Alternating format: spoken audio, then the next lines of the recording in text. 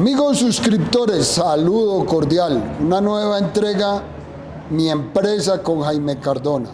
Importante, suscríbanse a mis redes, démele clic a la campanita en YouTube para que les lleguen las notificaciones. Compartan esto con su familia, amigos, vecinos, para que podamos ver los emprendedores, la gente que construye tejido social, que hace país.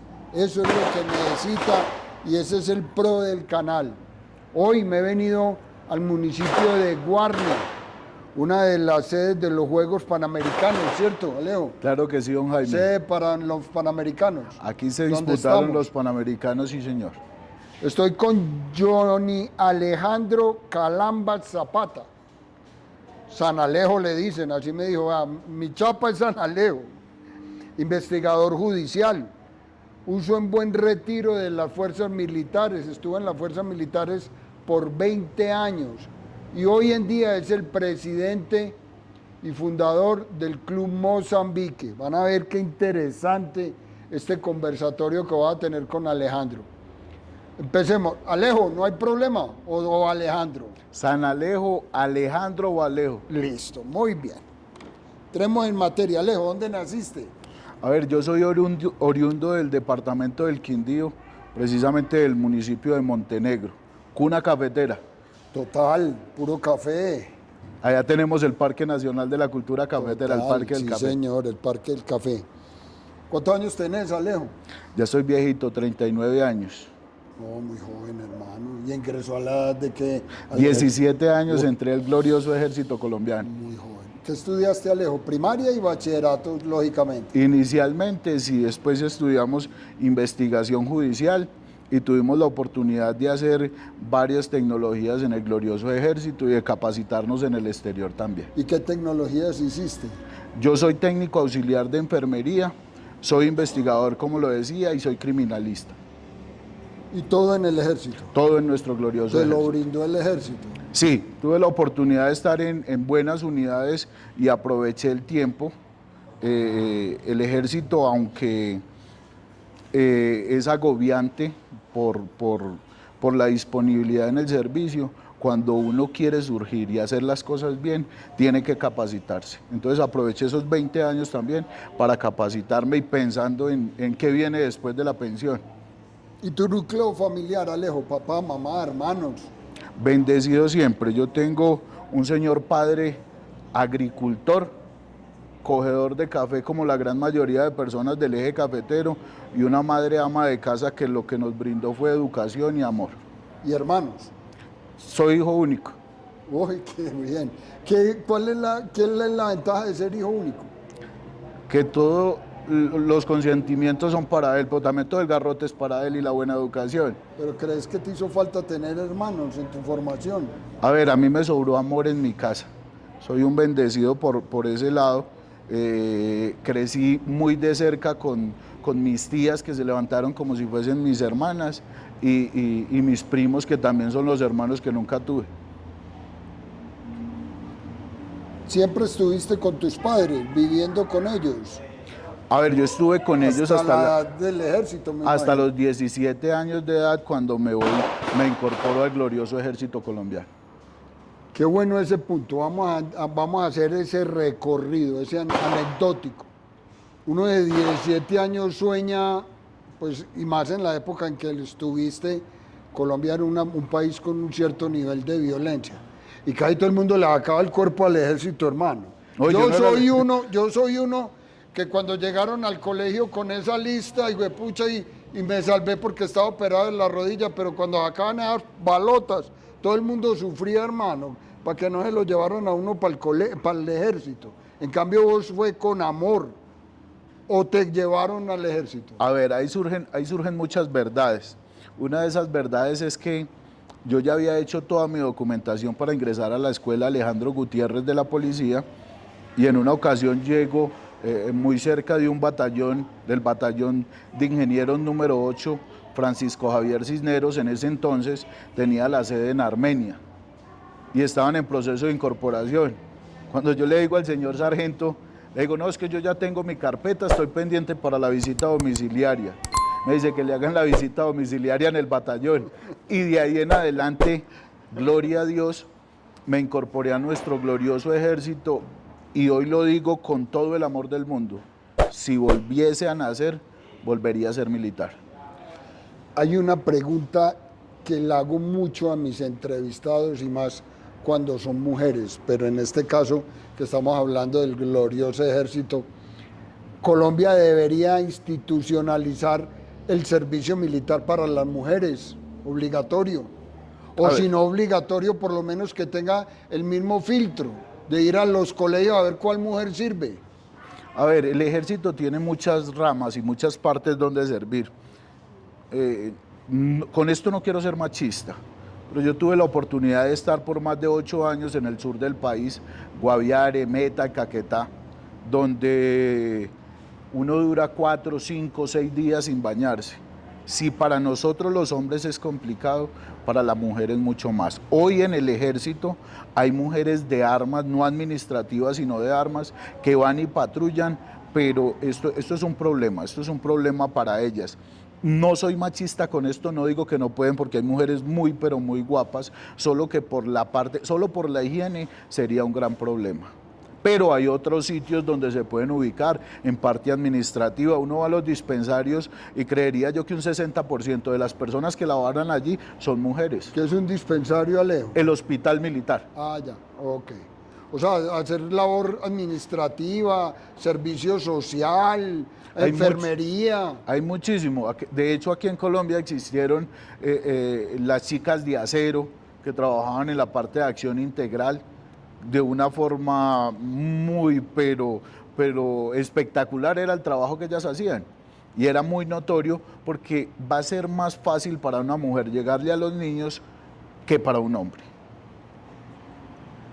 A los jóvenes, el Estado debería de incorporar en su pensum académico una materia que diga honor y patria y enseñarle todo lo que le enseñan a uno en el ejército. Como quien dice, usted escogió básquetbol, pues juegue básquetbol. Voleibol, juegue voleibol.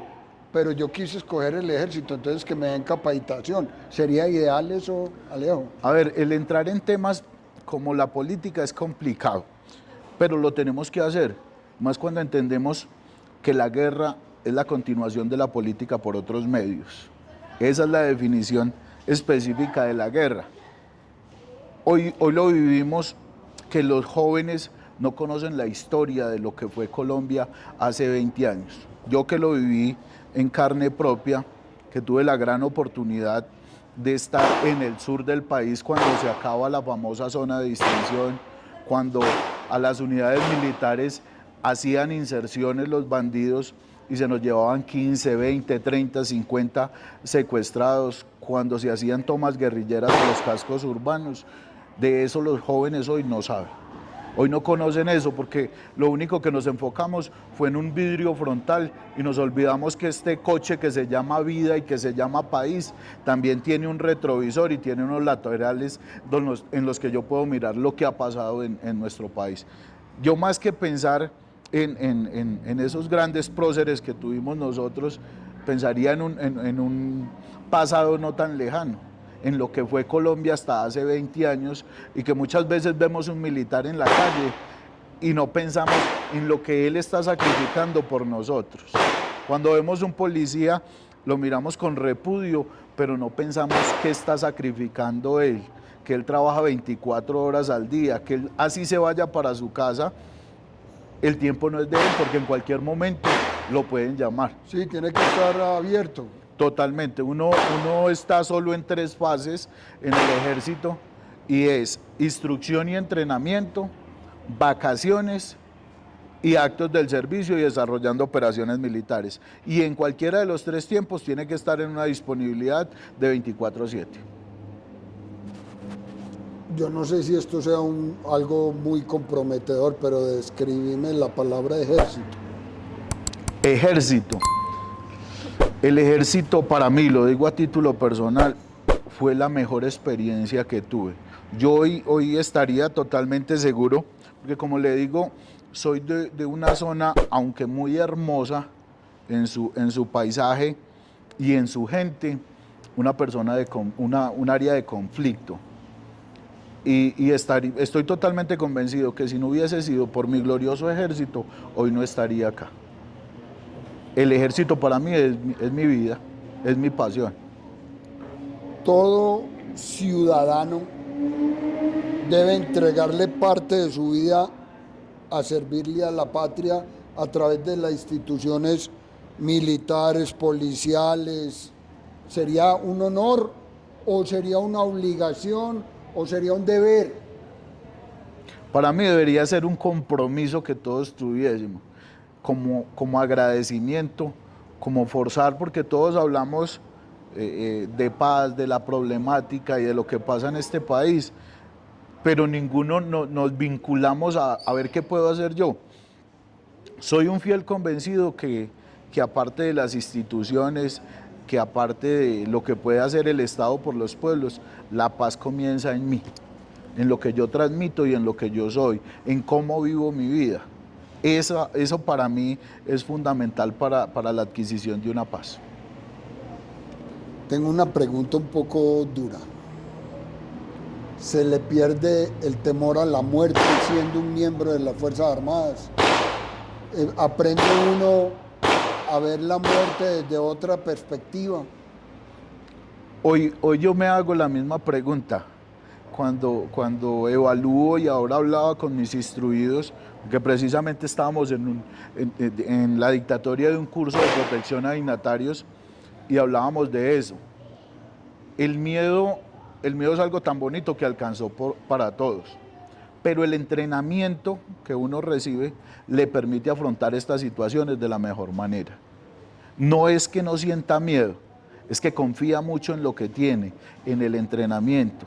Sabe que si se pone en práctica todos estos cursos, todas estas capacitaciones que se han recibido, muy seguramente después de 20 años de servicio y de estar pensionado, uno puede sentarse con una persona como don Jaime, que recorre todo el país, a hablar de las vivencias.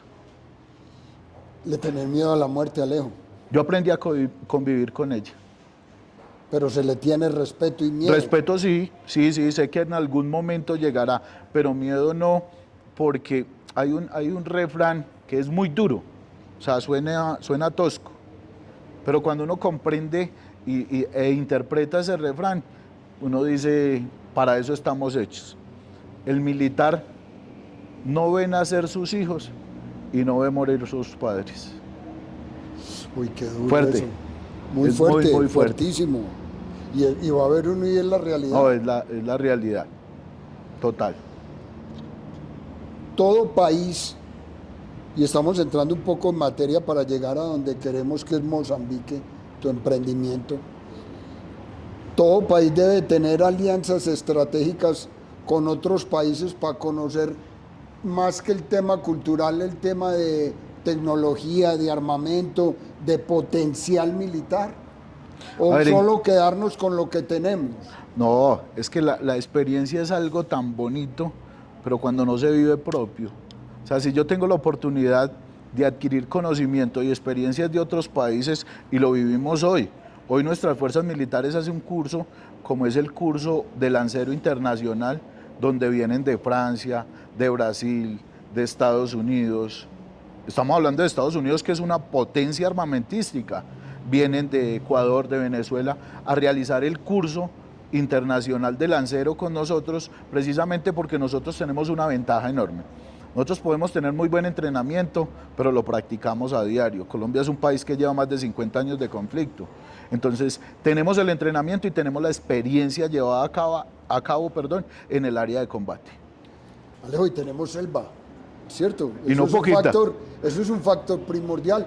Y lo digo primordial en el sentido de que es que el conflicto casi que se desarrolla más en la selva que en la misma ciudad, ¿o estoy equivocado? No se equivoca. Yo creería que un 80% de la guerra de nuestro país, teniendo en cuenta que acá vivimos la guerra de guerrillas, que eso no se da en todos los países del mundo. El combate irregular nosotros lo tenemos como propio, esa es la votación colombiana, y hablamos de que se va un grupo, regresa el otro, se desmovilizan unos y nace el otro. Entonces esto es una rutina de nunca acabar lastimosamente en nuestro país. Cuando se está en el ejército, aparte de cuidar su integridad, tanto a nivel de salud como de protección personal, la vida, llamémoslo así, ¿qué sentimientos se despiertan en un militar? ¿Cuáles son los sentimientos fuertes que puede tener un militar como para cuando sea ex militar vaya a la sociedad y los aplique?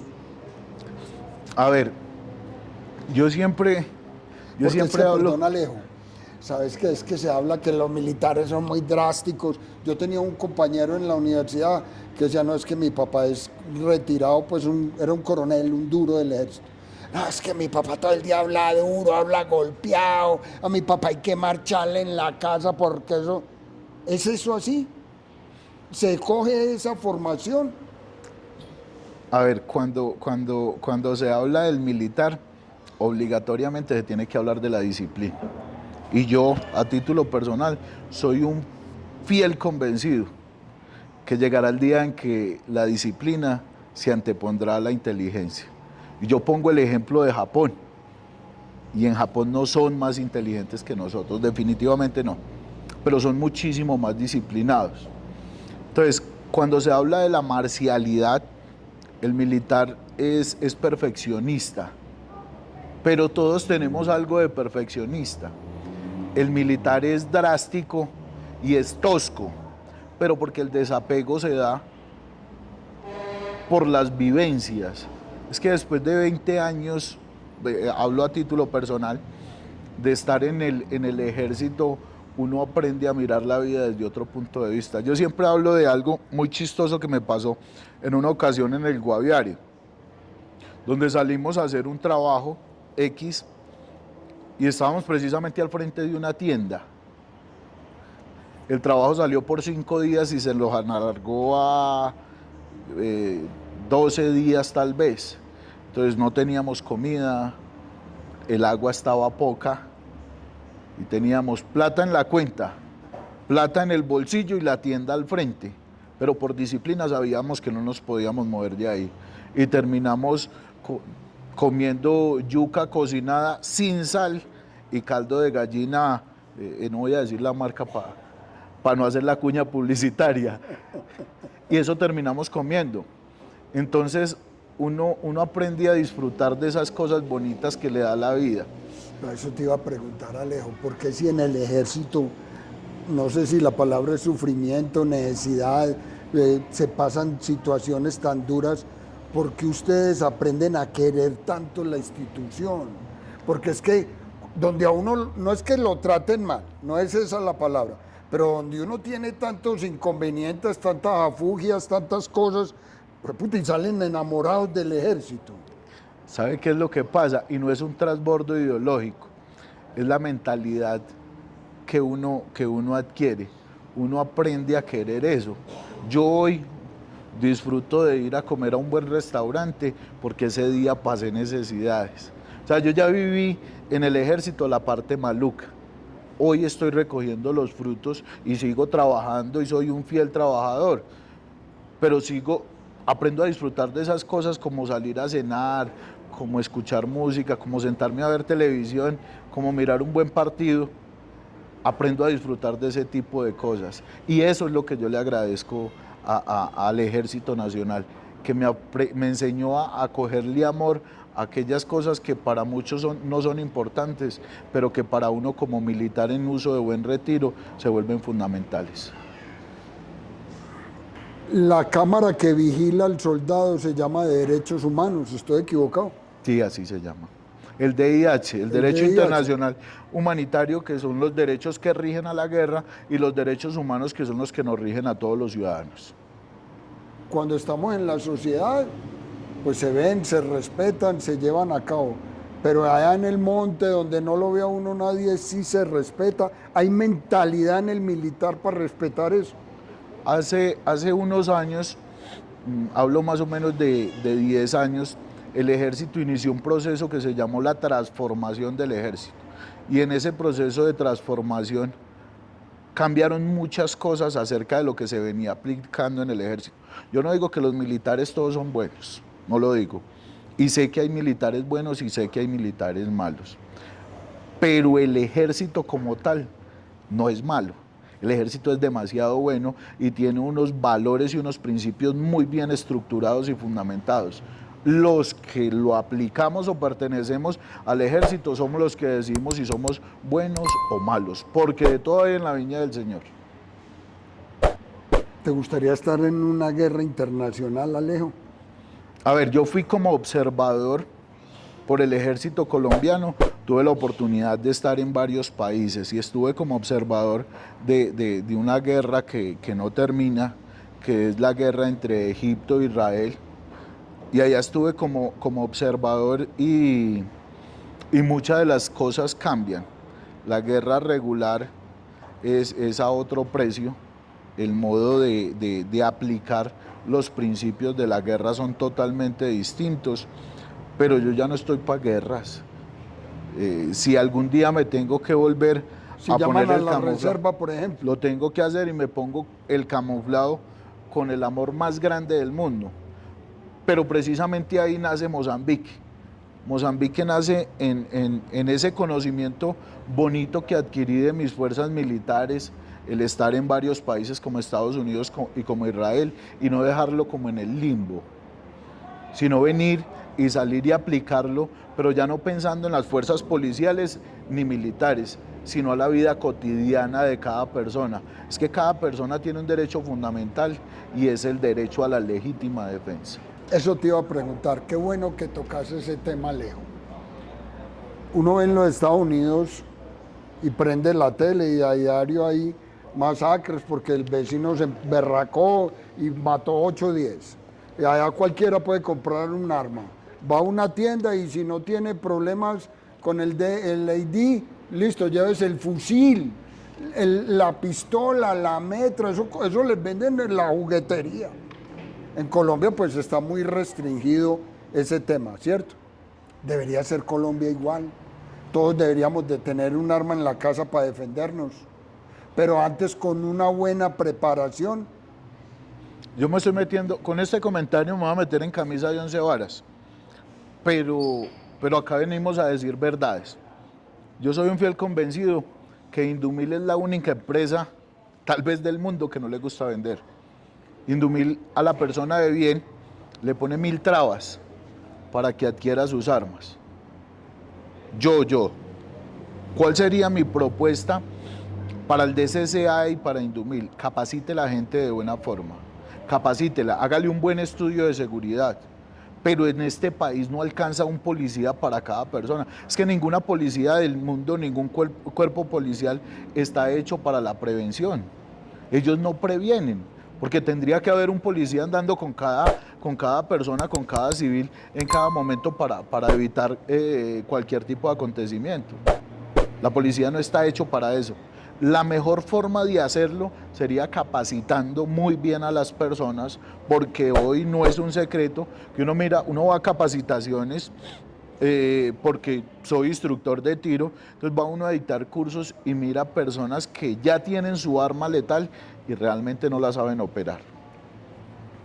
Y lo que decís es muchas trabas, o sea, la cantidad de requisitos hace que por ahí la gente busque la clandestinidad, que eso es lo que tenemos que abolir, que todas las armas que hayan en el mercado pues tengan sus salvoconductos, sean legales, porque es que, por Dios, vemos en cada esquina un man atracando y con seguridad que esa arma no es legal, o será legal. Es que el gran problema es que le ponemos problemas a los que no debemos ponerle. Aquí hay personas de bien y una persona que se presenta a Indumil y que hace todo su trámite y que le dice, bueno, señores Indumil, esta es mi hoja de vida, esto es lo que yo hago, estoy listo para que me hagan un estudio de seguridad. Esa persona no es mala, esa persona no delinque. El que entra por la parte de atrás y comienza a pasar papeles y a pagar mucha plata, y desafortunadamente lo vivimos aquí en Antioquia hace muy poco, esa persona es el bandido, el que quiere adquirirlo de mala forma, pero el que sale y dice, bueno, este soy yo, aquí está mi documentación, yo necesito mi arma para proteger mi familia, esa es una persona de bien. ¿Por qué le ponemos trabas a esas personas? ¿Por qué nos inventamos cosas que ni siquiera están en la Constitución, como un permiso especial? La persona que tiene su arma le sale para porte y para tenencia y hoy en este momento tiene que sacar un permiso especial.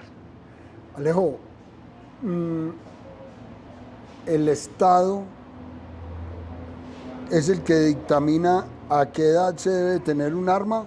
¿Se puede tener un arma o solamente ser mayor de edad, ya tener cédula de ciudadanía? Y libreta militar. Hoy, por exigencia dentro de los requisitos que tiene el DCCAE por intermedio de Indumil, es que la persona tenga su libreta militar. Ya puede ser de primera o de segunda categoría. Ah, pero qué buen dato ese, Alejo. O sea que hay muchos en el país que todavía no tienen libreta militar y tienen tu edad y la mía, porque nunca la sacaron por X o Y, porque era muy costoso, no tenían recursos. ¿Esa persona no puede acceder a un arma? Tiene que haber solucionado sus problemas, su situación militar. Oh, qué buen punto ese. Suscriptores, ojo, ese es un tema, esa es una primicia, porque no todo el mundo sabe eso. Alejo, 20 años en el ejército, ¿cierto? Poco más de 20 años, Bueno, sí, señor. cuando tomaste la decisión de retirarte, ¿o te retiraron? No, gloria a Dios, digo que ¿Te estoy en retiraste? uso de buen retiro, sí. Bueno, ok. Dijiste, oh my God. Bueno, entonces yo sé de guerrilla, yo sé de la selva, yo sé de subsistencia, yo sé de armas. Pucha, ¿qué hago? ¿Y qué hiciste? Tuve la oportunidad 10 años antes, o sea, cuando estaba en la mitad, porque uno dice que los primeros 10 años es subiendo. Llegó a los 10 años y comienza a descender. Me leí un libro que se llama Preparándome para el retiro, pero no era precisamente el retiro del ejército. Entonces, dentro de las muchas cosas que yo aprendí en mi ejército, es a no dar pasos en falsos o en vano. Y comencé a estructurar el qué voy a hacer yo dentro de 10 años. Y habían muchas opciones, porque uno, soy amante de la cocina, me encanta la cocina, y yo pensaba, vamos a montar un restaurante. Vamos a tirarnos por el lado de la hagamos un comida. paréntesis. En el ejército, ¿qué va a aprender uno a cocinar si todo es lentejas, arroz, a huevo? Pues en el ejército no te puedes dar el gusto de hacer buffet. Pero hay lentejas buenas y hay Sí. lentejas No, y la hay malas. con carne de culebra, de caimán, de tortuga. Hay de comida a comida. Sí, de pronto allá no se aprende mucho, pero por eso le hablaba de disfrutar de las cosas. Yo llegaba a mi casa y le decía, mamá, hoy tomo yo el mando del rancho de tropa, o sea, de la cocina. Hoy siéntese usted que yo le voy a hacer el almuerzo. Y ahí comienza y nace una pasión por la comida y por la culinaria. Y en algún momento, cuando llegué a Bogotá, esquemas de seguridad, comencé a estudiar por plataforma y a mirar cómo me capacitaba en el mundo de la culinaria. Como era auxiliar de enfermería, entonces pensé en montar también una droguería, una farmacia o este tipo de cosas. Cuando me encuentro con la instrucción, porque inicialmente soy instructor en atención prehospitalaria, en medicina táctica. Entonces tomo ese rumbo de la instrucción de sanidad y me capacito y me certifico como instructor de instructores de las fuerzas militares. Yo viajaba por todo el país certificando y capacitando gente y me encantó el compartir conocimiento. Y ahí es donde comenzamos a tomar ese rumbo. Iniciamos con un plan piloto en un club, con la conformación de un polígono en la ciudad de Medellín, y le cogemos más amor. Ya estamos hablando después de retirados, pero no fue una coincidencia, sino que habían opciones. Cojo por este lado, cojo por el otro. La economía es fundamental en esto, el saber que el militar no gana mucho, pero que tampoco gasta mucho, que no tiene la oportunidad. Se ahorra. Y mucho, si él lo quiere hacer, porque hay muchos militares que salen después de 6 meses en el área operacional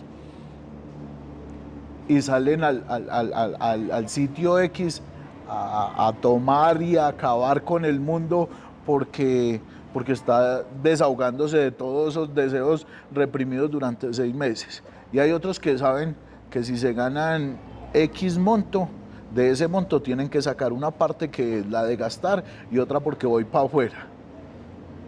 Entonces, cuando se comienza a proyectar y a pensar en qué va a pasar cuando yo ya no esté, porque a uno del sueldo que recibe siendo militar, a cuando se retira esto le rebaja un 50%. Las primas y las bonificaciones que se reciben desaparecen. Entonces, el decir, yo ya me pensioné después de 20 años de servicio, me voy a poner a leer la prensa y a tomar tinta en el parque, eso es una gran mentira. Usted tiene que salir a seguir laborando. Y la vida militar tiene un régimen de pensión más corto. Es un régimen especial, son 20 años de servicio. Más corto es un decir, porque si nos vamos a las 8 horas, el militar trabaja 24 horas. Sí, pero si nos vamos a las 8 horas... 24/7, hermano. A las 8 horas de rigor, no serían 20 años, sino que serían 60. Sí, total. Suscriptores, no se pueden perder la segunda parte de esta entrevista donde nos va a contar Alejandro el cómo nace Mozambique, qué es su vida hoy en día. Importante, siempre suscríbanse al canal. Recuerden, mi empresa con Jaime Cardona.